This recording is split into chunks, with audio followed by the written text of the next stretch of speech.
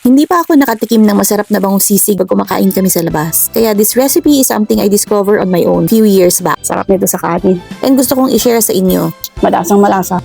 Sa palengke ako usually namimili, pero okay rin ang seafood sa SM Supermarket kasi ang fresh at hindi nagkakalayo ang price nila. Yung gamit ko dito boneless at nakalaskisa na. Hugasan ko lang, tinanggal ko yung ulo at buntot. Then marinade lang sa toyo around 1/2 cup at kalamansi mga 12 pieces. For best result, marinade overnight sa ref. After that, bago iluto, ipat-dry muna natin ng tissue para matanggal yung excess liquid para hindi matalsay kapag nagprito tayo. And prito lang natin hanggang sa maluto. After that, himayin na natin.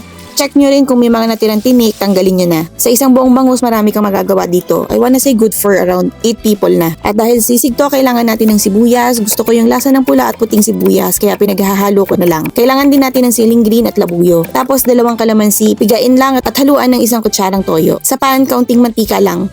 Gisa muna ng konting sibuyas at sili.